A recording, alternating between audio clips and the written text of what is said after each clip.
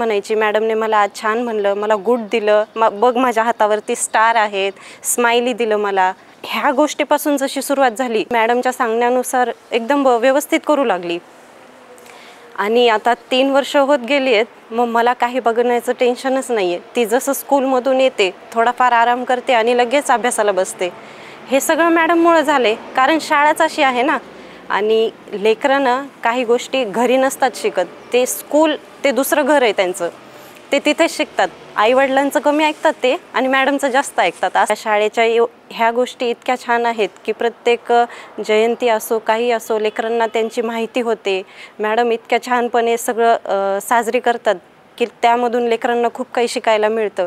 त्यांना माहीत होतं की आपल्या देशामध्ये कुणी काय केले, किती पुढे आहात, आपल्याला स्वातंत्र्य कसं मिळालं, कसं काय नाही. प्रत्येक वेळी मम्मा उद्या हे प्रोग्राम आहे, साडी घालून जायचे, मॅडमनी हे आणायला सांगितले, इतक्या उत्सुकतेनं सगळी तयारी करून घ्यायची. आणि मग पटपट आवरून त्यांना इतकी घाई असते शाळेत जायची की खूपच जास्त. आणि आम्हालाही त्यांच्यामुळे छान वाटतं सगळं आवरून द्यायला, त्यांचं करायला. नवीन काही स्कूलबद्दल सांगायचं झालं तर मला तरी नाही वाटत की काही कमी आहे. इतक्या छान पद्धतीनं आम्ही सुद्धा विचार करत नाहीत, इतक्या त्यांच्या स्टेप आणि सॉन्ग तर इतके एकदम भारीच असतात. आज 3 वर्ष झालेत की मी एकही त्यांचा प्रोग्राम मिस नाही केला. मिस करूच वाटत नाही ना. जरी समजा माझी मुलगी जरी नसली तरी तिथे इतके छान छान लेकरं आहेत सगळे आणि मॅडम इतकं छान पद्धतीने त्यांच्याकडून करून घेतात ना की शब्द कमीच पडतात मॅडमबद्दल सांगण्यासाठी. ह्या वर्षी आम्ही वुमन डे साजरा केला. खूप मजा आली. कारण आम्हाला आमचं मन कुठेतरी मोकळं करण्यासाठी मॅडमने आम्हाला तो दिवस दिला होता आणि खूप छान वाटलं. जसे लेकरांच्या मित्रमैत्रिणी झालेत तशा आमच्यासुद्धा खूप मैत्रिणी झाल्यात.